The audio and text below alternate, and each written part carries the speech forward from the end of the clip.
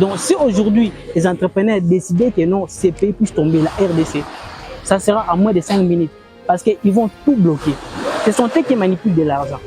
Vous comprenez? Parce que je vais vous dire aussi que non, une année à 365 jours. Ok? Imaginez-vous qu'une année à 365 jours et toi tu travailles pour être payé, tu seras payé que 12 fois. Tu comprends? Tu travailles 365 jours dans une année, mais on te paye que c'est un billet de 10 000 francs. Ok. Ok? C'est un billet. Et si vous prenez ces billets de 1000 francs, vous partez avec ça en France. Vous n'allez pas utiliser ça. Exactement. Mais pourtant, c'est l'argent. Hein? Exactement. Donc, l'argent en soi, d'abord, avant que je puisse vous répondre à votre question, l'argent, d'abord, c'est toute chose qui se transforme en monnaie. Ok? Parce que ça, si je pars avec ça en Tunisie, je ne vais pas utiliser ça. Normalement. Mais si j'ai quelque chose qui fait se transmettre en monnaie, là, je vais utiliser. Oui, nous, les jeunes, aujourd'hui, on dit Ekosimba. Je viens de le dire à tout à l'heure. Ekosimba Kate, si toi tu dors toujours jusqu'à 9h. Ekosimba Kate, si tu rêves toujours travailler dans des bureaux bien climatisés. Ekosimba Kate, quand tu es là en train de derrière les filles, tu es là, il y a un concert, il y a Fally, toi tu pars là. Fally, c'est un grand artiste. Il a déjà gagné sur sa vie et sa famille et ses enfants vivent heureux. Alors il est temps pour toi. Arrête de faire le débat sur les matchs, sur les fers et les Fally. Concentre-toi sur tes objectifs. Merci. Dis-toi que tu dois devenir riche. Dis-toi que tu dois changer votre famille.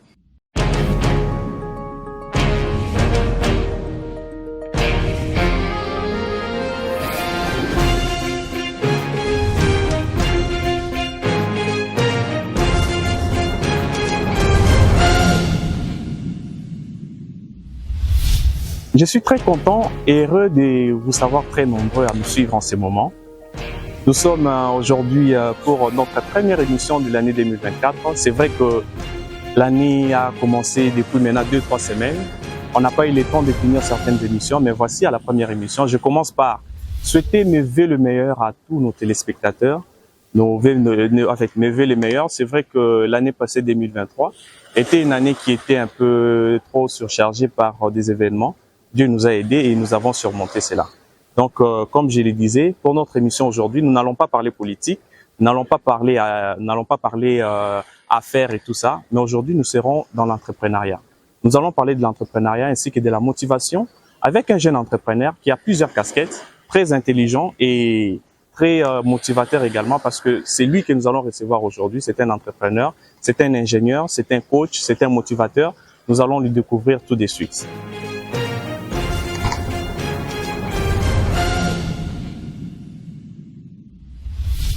Comme je le disais dans ma présentation, nous allons recevoir pour vous aujourd'hui un motivateur, un jeune entrepreneur.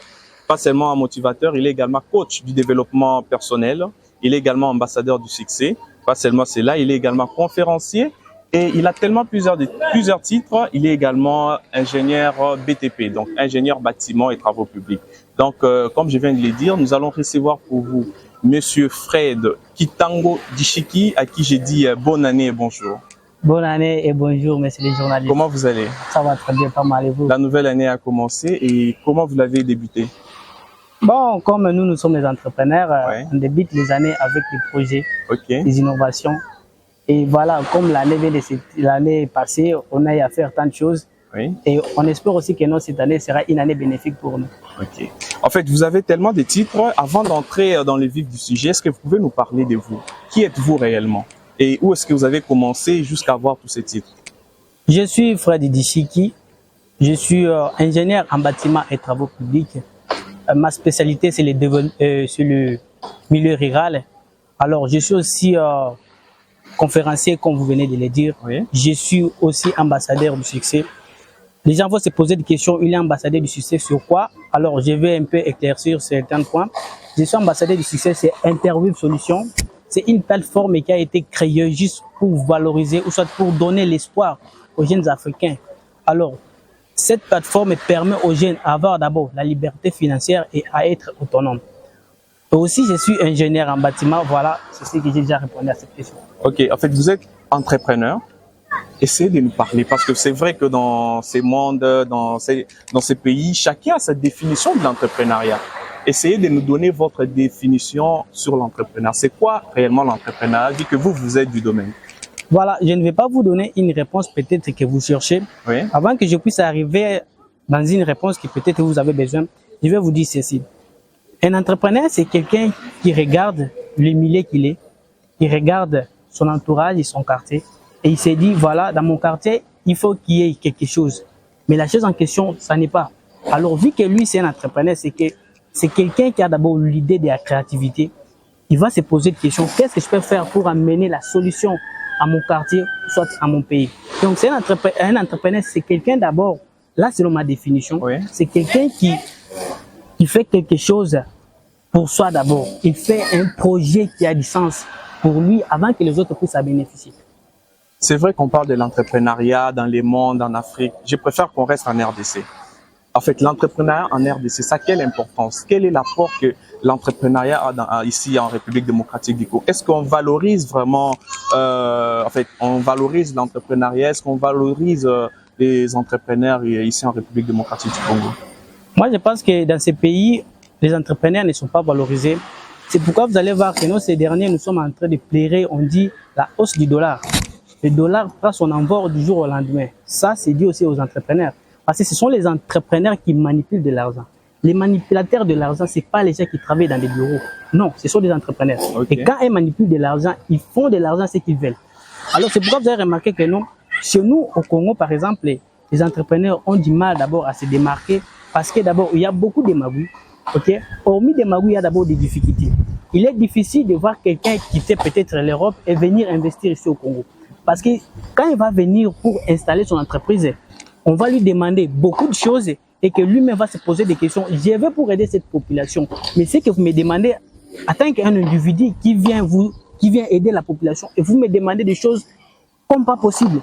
Alors c'est pourquoi vous allez voir que non, il est vraiment compliqué et difficile de voir un jeune entrepreneur faire quelque chose de beau dans ces pays et surtout dans ce genre de situations, dans ce genre de vie que nous sommes en train de vivre au Congo. Donc c'est un peu catastrophe et que les jeunes, d'abord les jeunes, la majorité ne veulent pas faire l'entrepreneuriat. Les autres disent que non.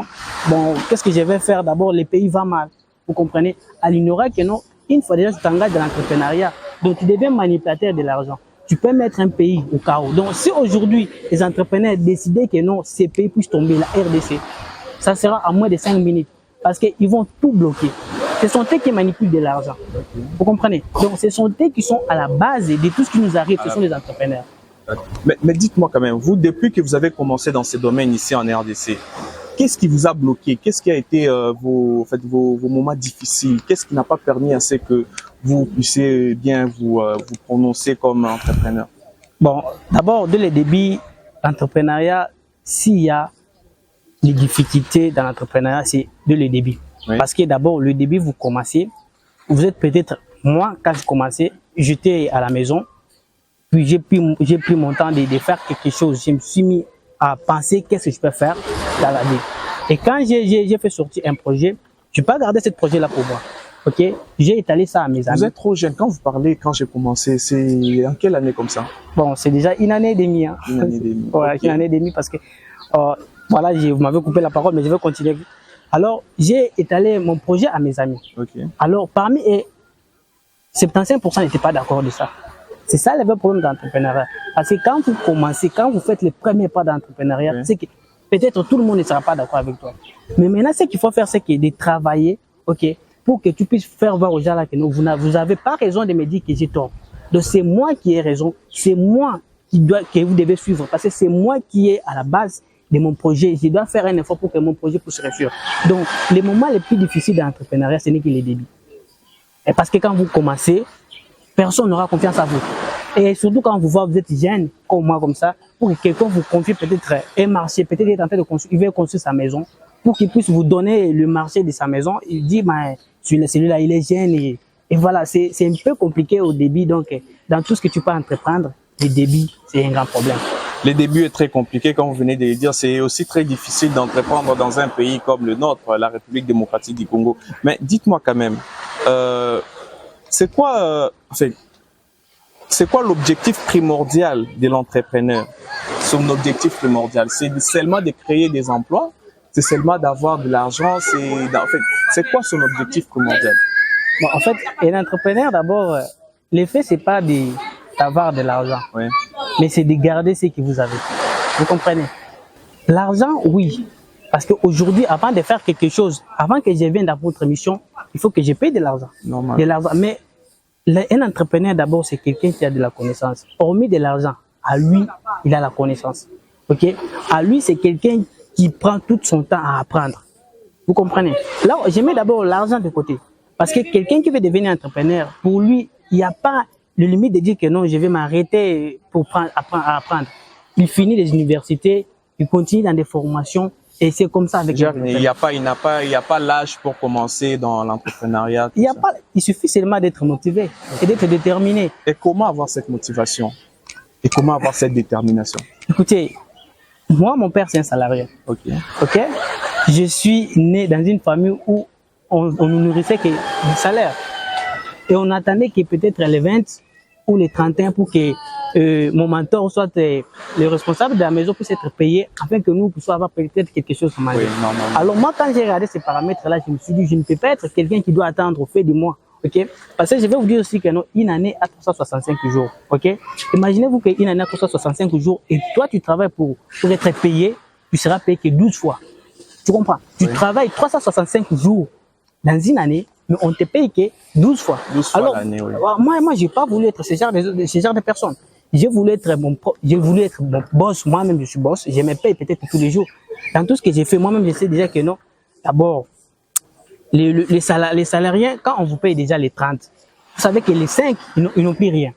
Parce que votre argent, vous savez déjà que non, moi, on me paye 20 000 francs par mois. OK? Et tout est déjà dans les calculs. Et quand on vous paye les 30, les 5, vous avez des dettes que vous dépensez inutilement, parce que vous savez que non, je suis salarié, tout le monde connaît déjà que non, le papa est payé, fait du mois, et puis il part prendre des dettes, parce qu'une fois le papa sera payé, l'argent sort comme ça.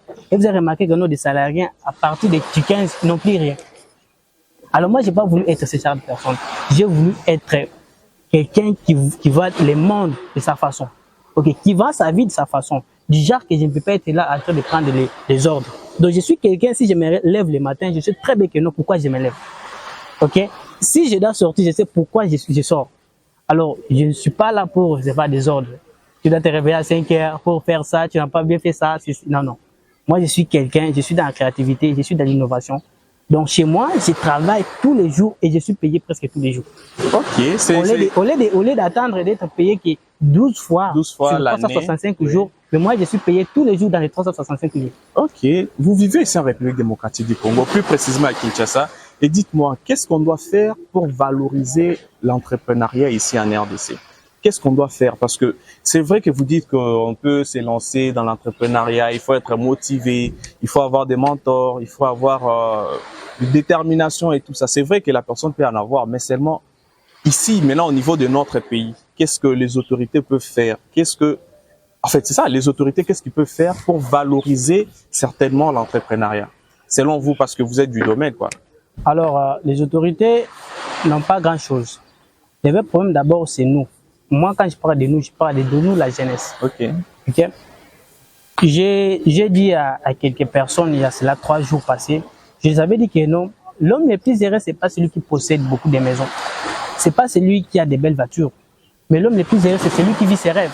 Donc là, on voit qu'on sent que vous êtes motivateur. Là, vous entrez un peu dans les domaines de la motivation. Tout dépend. Okay. Bon, c'est ça que je disais. Oui. Donc, l'homme le plus heureux, c'est celui qui vit ses rêves. Une fois, c'est même si le pays va mal, mais si vous êtes déterminé, ok, vous vous êtes dit, j'ai mon projet, peut-être en 2025, en 2026, je vais faire ça et là. Et puis là, je ne peux pas être là en train d'attendre que 2025 arrive. Je dois commencer à travailler dès aujourd'hui. Ok. L'État congolais, ce qu'il doit faire, c'est que de voir les façons dont ils demandent des prix des taxes et des histoires là. Parce que ça empêche les entrepreneurs. En fait, si quelqu'un quitte l'Europe pour venir ici, investir ou faire quelque chose de bon pour le peuple congolais, il sera bloqué parce que, comme je l'ai dit au début, c'est des magouilles. Les magouilles doivent prendre sa fin. Donc, l'État congolais doit vraiment faire un effort pour que les histoires des magouilles là, que ça n'existe plus. Que si quelqu'un veut faire son entreprise, il a ses documents, tout ce qu'il faut, demandez-le ce qu'il faut. S'il s'agit, on demande $500 pour cette entreprise, demandez $500. Au lieu d'aller chercher de haut et les bas, de dire, ça c'est 1500. Donc ça, c'est tout un problème dans notre pays. Okay. C'est ça que l'État congolais doit veiller sur ça. Ok, je suis un jeune, par où je peux commencer l'entrepreneuriat? Par où je dois commencer? C'est Et une belle- par quoi? On commence par où d'abord? Par où je dois commencer? Par votre tête. Si vous voulez entreprendre, c'est que vous devez d'abord, votre tête doit être pleine. On n'entreprend pas parce qu'on a d'argent. Ok? Vous pouvez avoir beaucoup d'argent, mais vous ne savez même pas comment gérer. Faire l'entrepreneuriat, c'est simple. Il faut quand même prendre des risques. Si tu veux commencer à l'entrepreneuriat, la première des choses, accepter les risques, accepter l'humiliation, accepter qu'on t'insulte, accepter que non, tout le monde te dit que non, voilà, tu es incapable, tu n'arriveras pas. Tu comprends? Donc, l'effet de commencer dans l'entrepreneuriat, c'est que tu prends d'abord les risques. Et avant de prendre les risques, tu dois avoir des projets. Ok? Tu as des projets. Donc ça, c'est les par quoi? On doit commencer par des projets. Voilà, il faut avoir des projets. Et dans les projets là, toi-même, tu dois être convaincant que ces projets, si je présente ça à la population, ils seront d'accord. Parce que dans l'entrepreneuriat, il faut avoir les produits que tu vends. Il faut avoir quelque chose que tu proposes aux gens. Tu comprends? Et il faut se rassurer que ce que je vais proposer à la population, ils seront d'accord avec moi. Tu comprends? Et tout ça, ça compte. Parce que vous pouvez pas vous réveiller le matin comme ça, vous dites que non, je vais faire quelque chose et que la population ne soit pas d'accord avec ça. Qui va acheter votre produit? Personne. Donc, avant d'abord de commencer dans l'entrepreneuriat, moi j'ai toujours dit à mes potes, restez d'abord 5 minutes. Ok? Une fois, avant de dormir, tu restes là 5 minutes, tu pries le Seigneur. Moi je suis chrétien, je suis prêt avant de dormir. Et puis tu prends les 5 minutes avant que tu te couches. Tu te poses des questions. Là, tu veux débuter dans l'entrepreneuriat, ok? Tu regardes d'abord votre quartier. Tu te dis, bon, mon quartier a besoin de je sais pas trop quoi. Tu écris ça. Genre la charité bien ordonnée, quoi. Voilà, tu écris et tu proposes déjà des solutions. Parce qu'un entrepreneur, d'abord, c'est un solutionnaire. C'est quelqu'un qui regarde le problème et il trouve la solution. C'est pas quelqu'un qui va avec des problèmes. Un entrepreneur ne viendra jamais avec des problèmes. Un entrepreneur, c'est quelqu'un qui connaît déjà les problèmes et lui vient seulement avec la solution. Il connaît déjà les problèmes. Voilà. Et il vient Si tu veux entreprendre, c'est que tu connais déjà, tu connais déjà que la population a un tel problème.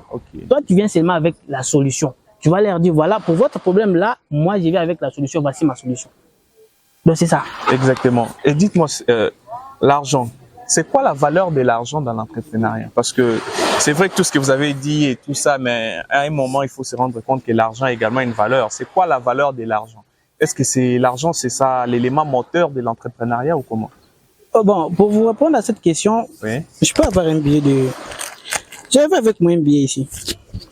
C'est quoi la valeur de l'argent en entrepreneuriat? Ça, c'est un billet de 10 000 francs. Ok. C'est un billet. Et si vous prenez ces billets de 1000 francs, vous partez avec ça en France. Vous n'allez pas utiliser ça. Exactement. Mais pourtant, c'est l'argent. Hein. Exactement. Donc, l'argent en soi, d'abord, avant que je puisse vous répondre à votre question, l'argent, d'abord, c'est toute chose qui se transforme en monnaie. Ok? Parce que ça, si je pars avec ça en Tunisie, je ne vais pas utiliser ça. Normalement. Mais si j'ai quelque chose qui peut se transmettre en monnaie, là, je vais utiliser ça. En soi, l'argent n'est pas vraiment la chose la plus importante dans l'entrepreneuriat. Comme je vous avais dit, c'est pas qu'avec de l'argent que vous pouvez donner la solution. À un peuple qui n'étudie pas, est-ce que vous allez leur donner de l'argent? Non, non. Il ne saura pas gérer cela. Alors, l'argent, c'est bien bon d'avoir l'argent. Mais c'est pas l'objectif primordial d'un entrepreneur. Parce que, comme je vous avais dit, c'est celui qui vient avec des solutions. Les solutions ne viennent pas seulement avec l'argent. Vous comprenez? Exactement. Les solutions viennent seulement quand vous faites quelque chose et que la population la bénéficie. Vous comprenez? Voilà, c'est ça. Et hormis l'argent, qu'est-ce que l'entrepreneur doit avoir d'autre pour réussir dans ces domaines? Parce que vous avez dit que l'argent, c'est pas seulement ça, mais qu'est-ce que l'entrepreneur doit avoir d'autre pour réussir dans l'entrepreneuriat? C'est sa tête. Sa tête. Il doit avoir sa tête. Vous savez, il est difficile de voir de nos jours les jeunes en train de lire. Réfléchir un peu comme vous, là, c'est compliqué, quoi. Vous comprenez? Oui. Vous pouvez pas avoir de l'argent, mais vous avez la tête. Vous pouvez convaincre quelqu'un qui a de l'argent à investir dans votre projet. Exactement. Ok. Alors, pour voir la tête, là, je vais un tout petit peu à entrer dans le développement personnel. Vous dites que non, la tête doit être motivée du jour au lendemain. Donc, s'il y a les meilleurs investissements que tu dois faire dans ta vie, c'est investir en soi. Et en soi, c'est la tête. Ok? Il n'y a pas quelque chose que tu peux faire dans la vie qui va t'apporter du succès si ta tête là ne fonctionne pas. Donc, le plus important, c'est qu'il travaille d'abord ta tête. Moi, par exemple, je suis jeune. Je me suis donné, moi, j'appelle ça mon TP spécial. C'est que je lis 4 livres par semaine. 4 livres par 4 semaine. livres par semaine. Vous les terminez ou c'est juste une lecture, vous commencez, vous arrêtez, vous prenez un autre? Le plus important, je vais répondre à cette question, mais je vais vous dire, quand je dis 4 livres, les gens vont se poser la question, mais lui, 4 livres, il est fou comment? Je ne suis pas fou. Quand il y a 4 livres, c'est que dans chaque livre, il y a les tables de matière. N'est-ce pas? Vous tirez juste l'essentiel de ces livres. Vous regardez dans votre livre que vous avez, vous regardez sur les tables de matière. Les titres, ce qui vous concerne, vous, ce qui peut apporter un plus dans votre vie. Vous prenez ça, vous commencez à lire et c'est fini. C'est comme ça, moi, j'ai lu 4 livres par semaine. Donc, nous avons tous compris que notre invité est tellement intéressant et c'est... En fait, il parle aussi des sujets très importants. C'est l'entrepreneuriat parce que nous sommes en République démocratique du Congo. C'est difficile d'entreprendre. C'est difficile d'entreprendre parce que il y a plusieurs raisons. Tantôt, c'est les gouvernements. Mais nous avons compris avec lui que les gouvernements ou les politiques, c'est pas la première raison de l'échec dans l'entrepreneuriat. Voilà. Mais c'est d'abord la conscience personnelle et la tête de la personne qui doit bien fonctionner. C'est vrai que l'invité a plusieurs casquettes. Ça sera un peu difficile de parler de tout ce qu'il sait en ces moments, vu le temps. Mais je souhaiterais c'est qu'on entre un peu dans le développement personnel, qui est également son domaine favori, Je rappelle que vous êtes coach dans le développement personnel et motivateur. Comment vous êtes devenu coach, développement personnel et motivateur? Un jour, j'étais à la maison. Oui. Je n'avais rien à faire. Ça, c'est le début de mon histoire. Vous avez beaucoup d'histoires. Est-ce que vous avez déjà passé une fois d'écrire un livre, tout ça sur vous? Parce que c'est aussi un peu important. Bien sûr, ce sont des choses à venir. Okay. Mais avant de répondre à votre question, j'étais à la maison un jour. Je n'avais rien à faire. Et là, j'avais vu un ami, il avait avec lui un livre. Et je lui ai demandé, en tout cas, je ne sais pas, on dit Lazare conduit l'homme. Ok? Oui. J'avais demandé le livre à un ami, je lui ai dit, apprends-moi d'abord de ton livre, là, je vais lire et je vais te le remettre après. Il m'a donné le livre et quand j'ouvre le livre, je me suis rendu compte que non. Le livre s'intitulait Père riche, Père pauvre. Vous connaissez ça? Oui, on lit souvent. Bon. Père riche, Père pauvre. C'est là où tout a commencé. Quand je lis ce livre-là, c'est là où tout a changé dans ma vie. Et puis les gens me prenaient des fois comme un fou. Je ne passais que mes temps à lire. Ok, je me concentrais, je prenais que mon temps. D'ailleurs, moi, je ne suis pas libre.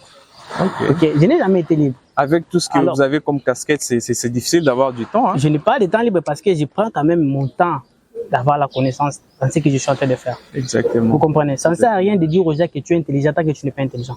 Ça ne sert à rien de dire aux gens que non, moi je connais tant que tu ne connais rien. Alors si tu veux connaître, il faut apprendre. Exactement. Ok?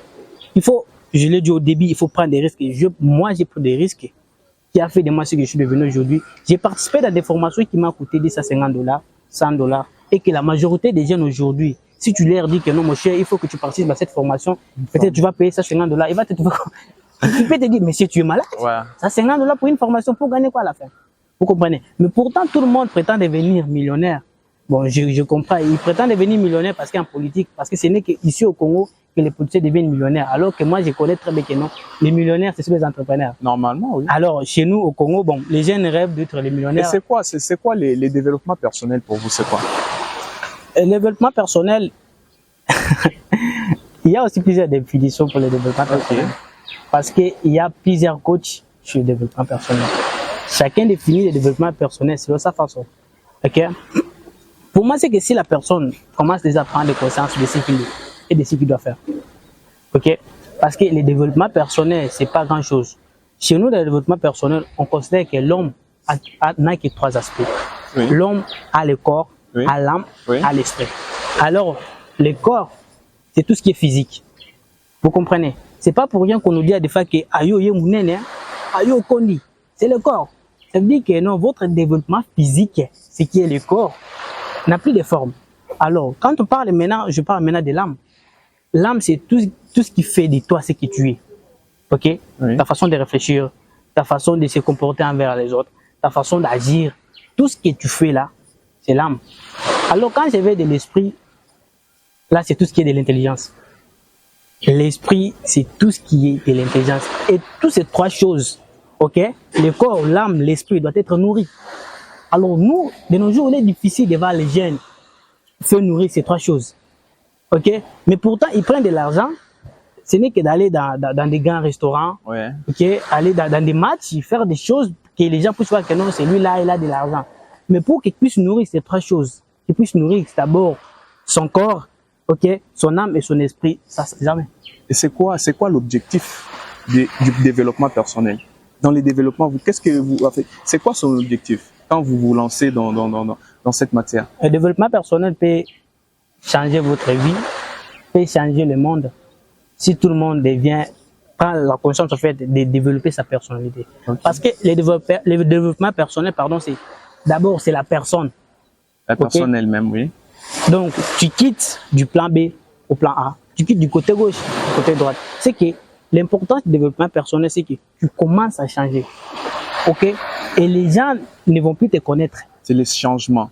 Et comment reconnaître que cette personne est en train de changer? Mais c'est normal de comprendre que, imaginez-vous que la personne qui vivait pour les autres, oui. Du genre, il faisait les choses que les autres puissent voir que non, celui-là a de l'argent. Oui. Et qu'à un moment donné, vous vous rendez compte qu'il ne fait plus ça. C'est que cette personne est en train de développer. Il a vite compris que non, c'est que je ne le faisais pas pour mon intérêt. Okay. Ça ne produit rien. Voilà. Et puis là, la personne prend conscience, il sait que non, je dois me développer. Vous avez remarqué que non, quelqu'un s'est comporté peut-être bizarre, il était insolent, fou, têtu. À un moment donné, quelqu'un commence à prendre de conscience. Il dit que voilà, ce que je fais, c'est pas bon. Alors cette personne-là est en train de se développer, mais il ne doit pas s'arrêter là. Ok? Il doit quand même mettre tout ce qu'il est en train de voir, tout ce qui lui arrive. Ils mettent ça en fait, qu'est-ce que je peux dire, qui commence à exercer ça, en fait. Ok? Quand je vous ai parlé de la tête, du corps, de l'âme et de l'esprit, c'est que je veux que les gens puissent pratiquer toutes ces choses-là. Okay? Que ces choses-là soient en mouvement chaque seconde de sa vie. Merci. En fait, avant de clôturer, une dernière question. Dites-moi, qu'est-ce que vous aimeriez également changer dans votre vie comme entrepreneur, en fait, comme un motivateur? C'est vrai que vous n'êtes pas parfait quand même. Il y a aussi des moments difficiles et tout ça. Et vous, personnellement, qu'est-ce que vous aimeriez changer pour aller encore plus loin? S'il y a quelque chose que j'aimerais changer, oui. Moi, je préfère d'abord changer mon entourage. Okay. Parce que la majorité de mes camarades, jusqu'à présent, ils ont toujours l'idée d'aller chercher des emplois. Ils sont toujours là en train de rédiger leur CV, jalonnaire. Oui. Et ça, c'est embêtant. Comment quelqu'un, tu as fait 6 ans à l'école primaire, 6 ans à l'école secondaire, tu fais 5 ans à l'université, et jusqu'à la fin pour commencer à entrer d'écrire les CV et jalonnaire, et tout ça pour être payé 12 fois que sur 365 jours. Ça, jamais. Moi, j'ai toujours dit à mes camarades de ne plus rêver de ça. Okay. Et surtout ces derniers, je suis en train de m'éloigner à ceux-là qui veulent toujours être là en train de rédiger leur CV. Parce que nous devons être créatifs. Nous devons innover. Alors, pour faire ça, nous devons éviter à écrire les CV, jalonnaires. Non, ça jamais. Donc, mon entourage doit prendre conscience de savoir que non, nous sommes dans un monde où si tu ne crées pas, tu auras du mal à gagner ta vie. Ok? Sur nos statuts WhatsApp, la majorité des gens écrivent Ecosimba, Ecosimba. Ecosimba, dans quel sens? Tant que toi-même là, quand tu écris Ecosimba, tu es dans ton lit, là, tu dors. Ok? Tu es dans votre parcelle en train de jouer et tu écris sur ton statut. Ecosimba m'coloca un jour Ecobongo. Ecobongo comment? Donc, les gens doivent prendre conscience là, d'innover et de créer. Exactement. Afin que votre statut là, quand vous écrivez un jour Ecosimba, Dieu aussi connaît, oui, Ecosimba parce qu'il travaille. Ça peut se matérialiser également, oui. Ecosimba, c'est quand tu ne travailles pas. Ecosimba, c'est quand tu écris dans ton statut que Ecosimba, tant que toi tu dors. D'accord, merci beaucoup. Là, on est pratiquement à la fin, mais avant de finir, vous allez regarder la caméra, c'est là. Vous allez vous adresser à un jeune qui vous suit en ce moment. Vous allez donner un secret à un jeune qui compte réussir, à un jeune qui compte réussir dans l'entrepreneuriat. Donc, vous allez donner un conseil à un jeune qui compte réussir dans l'entrepreneuriat. Hormis cela, vous allez également motiver une ou deux personnes qui vous suivent en ce moment. Vous allez regarder la caméra. Ok, merci beaucoup. Toi, jeune qui me regarde, tu as 22 ans, tu as 23 ans, tu as 24 ans, tu as 25 ans ou tu as 26 ans. Moi, Fred Duchiki, je suis parmi cet âge-là que je viens de citer. Donc, j'ai arrêté de penser que je vais être payé par mois. J'ai arrêté d'imaginer que non, l'argent appartient seulement aux politiciens. J'ai arrêté de penser que moi, je dois être dans un bureau là, bien climatisé, en train d'attendre qu'on me paye par mois. Ça, jamais. Si tu es jeune, tu veux changer ta vie. C'est simple. Prends le temps de réfléchir. Concentre-toi sur tes objectifs. Ok? Je sais que quand tu vas venir dans l'entrepreneuriat comme moi, les débuts vont vous sembler très, très difficiles. Parce que même votre père, le papa qui vous a mis au monde, peut-être ne sera pas d'accord avec votre projet. Quand vous allez lui présenter les projets il va vous dire, mais toi, qu'est-ce que tu n'arriveras pas? Toi, ne t'arrête pas parce que le papa a dit. Oui, bien sûr que c'est notre papa, c'est lui qui nous a mis au monde. Mais non, quand toi, tu as des objectifs, tu sais très bien que tu peux réussir. Concentre-toi. Prends le temps de prendre de bonnes matières, ok? Prends le temps de te dire, ok? Deviens comme un fou. Tu es en cours de route, tu te parles. Déjà que pour que ça puisse être Simba. Oui, nous les jeunes aujourd'hui, on dit Ekosimba. Je viens de le dire à tout à l'heure. Ekosimba Kate, si toi tu dors toujours jusqu'à 9h. Ekosimba Kate, si tu rêves toujours travailler dans des bureaux bien climatisés. Ekosimba Kate, quand tu es là en train de derrière les filles, tu es là, il y a un concert, il y a Fali, toi tu pars là. Fali, c'est un grand artiste. Il a déjà gagné sa vie et sa famille et ses enfants vie heureux.